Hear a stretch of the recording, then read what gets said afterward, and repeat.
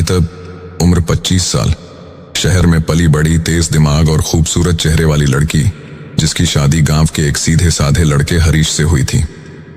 शादी के कुछ ही समय बाद हरीश को नौकरी के लिए खाड़ी देश जाना पड़ा और पीछे रह गई सिर्फ उसकी जवान बीवी अनिता। गांव की जिंदगी अनिता के लिए आसान नहीं थी, लेकिन उसने सब संभाल लिया।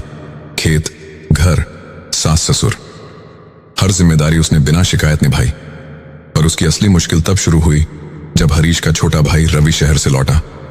रवि कॉलेज में पढ़ता था, मगर दिमाग उसका कहीं और भटक चुका था। वह अब जवान भाभी को नजरों से नहीं, नजरअंदाजी से देखने लगा था। धीरे धीरे उसके बर्ताव में बदलाव आने लगे। जानबूझकर देर रात तक घर आना, भाभी के सामने बिना शर्ट के घूमना और कभी कभी दोहरे मतलब वाले मजाक करना। अनिता ये सब समझ रही थी, लेकिन चुप थी, क्योंकि वो घर बचाना चाहती थी। मगर रवि की हिम्मत बढ़ती गई। एक रात रवि ने सारी हदें पार कर दी। जब अनिता आंगन में कपड़े सुखा रही थी, तब रवि उसके पीछे आया और बोला, भाभी, अकेलापन बहुत काटता है। हरीश भैया तो जाने कब लौटेंगे? अनिता ने पीछे मुड़कर ऐसा तमाचा मारा कि रवि वहीं लड़खड़ा गया। तेरी सोच गंदी है रवि, और तुझे लग रहा है मैं डर जाऊंगी? उसने गुस्से में कहा, आज तुझे तेरी औकात याद दिलाकर ही रहूंगी। अगले दिन अनिता सीधी गांव की पंचायत पहुंची। वहां सब बैठे थे, गांव वाले, बुजुर्ग और खुद रवि भी। मैं यहां कोई दया या इंसाफ मांगने नहीं आई हूं, मैं बताने आई हूं कि अब औरतें चुप नहीं रहेंगी।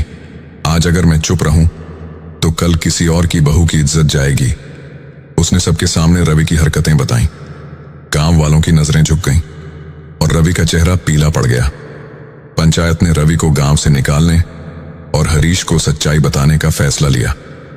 हरीश ने फोन पर सब सुना और रो पड़ा। अनिता, तूने जो किया उस पर मुझे गर्व है। मैं जल्द लौटूंगा और तुझे अकेला नहीं छोड़ूंगा। अब अनिता सिर्फ भाभी नहीं, गांव की हर लड़की के लिए हिम्मत की मिसाल बन चुकी थी।